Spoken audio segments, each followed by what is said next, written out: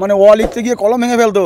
তারা আজকে বড় বড় গাড়ি স্করপিও, BMW, ফরচুনার এইসব গাড়ি কী করে হলো, কোথায় থেকে হলো, তদন্ত করা হোক। আজকে সরকার সাহেবের তদন্ত করা হোক। তিনি তো বড় বড় বাপের বেটা করে বড় বড়। তিনি আজকে ভাঙড়ের মানুষের কাঁটাল লেগে মানে মাথায় কাঁটাল লেগে কোয়া খেয়ে বেরিয়ে যাচ্ছে। তিনি কত বড় বাপের বেটা। তিনি যদি নওশাদ সিদ্দিকীর মতো নেতা হয়, তিনি কেন বুড়ি নেতারা উকুর পুকুর করছে অলিতে গলিতে? সাবধান হয়ে যাও, নইলে 2024-এ ভাঙড়ের নয়, আইনের কাজ করবে। কাজ করুক। ভাঙড়কে যারা ইউক্রেন রাশিয়ার মতন যুদ্ধ লাগিয়েছে, আমি তাদেরকে অবিলম্বে ফের বলছি, আপনারা ব্যবস্থা নিন, নইলে আমরা আগামী দিন কোর্টের দ্বারস্থ হব। কোর্টের মাধ্যমে আপনাদেরকে ইঞ্চিতে হিসেব বুঝে নেব। আর বেশি ভাঙড়ে যেসব চুনোপুটি নেতারা উকুর পুকুর করছে অলিতে গলিতে, সাবধান হয়ে যাও, নইলে 2024-এ ভাঙড়ের জনগণ এর জবাব তোমার দেবে। তুমি তৈরি থেকো। আগামী দিন এর পদক্ষেপ আমরা প্রশাসনের কাছে গিয়েছি। প্রশাসন যদি পদক্ষেপ না নেয়, আগামী দিন আমরা ওই দোকানের সামনে গণ আন্দোলন তৈরি করব। গণ আন্দোলন হবে। আন্দোলন আমরা রাস্তায় বসবো। দরকার হলে আমরা কোর্টের দ্বারস্থ হব।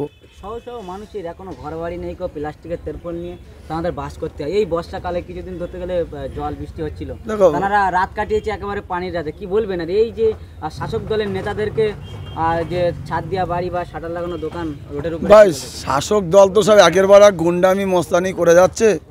এটা বাংলার মুখ্যমন্ত্রী সম্পূর্ণ ক্ষমতার অপব্যবহার করছে, সেটা আপনারা সবাই জানেন। এবং এখানে পুলিশ প্রশাসন থেকে শুরু করে ভাঙড়ের জনগণ এর জবাব দেবে 2024-এ। আজকে দেখুন না, থানার একটা বিড়ি খাওয়া পয়সা ছিল না, তিনি আজকে 4তলা থানার বিল্ডিং।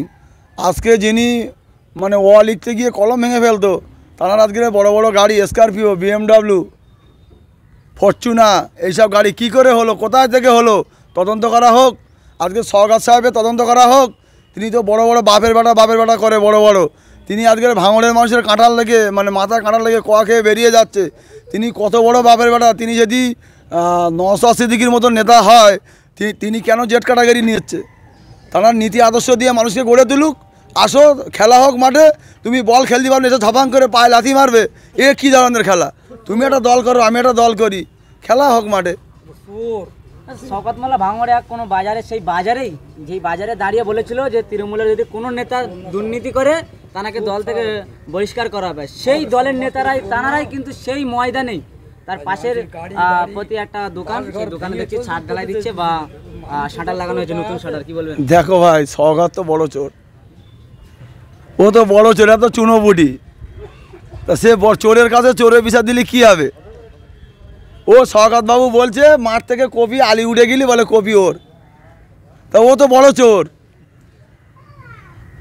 তা ও বড় চোরেদের বিরুদ্ধে আমি কি বলবো ভাই? ওইসব পশা নেতাদের কথা আমার সঙ্গে বলো না, আর ওইসব গুন্ডা মোস্তানের কথা আমরা বলো না। ফের বলছি ভাই, ক্যানিংয়ের মোস্তানিগিরি করো, ভাঙড়ে বেশি মোস্তানি করো না।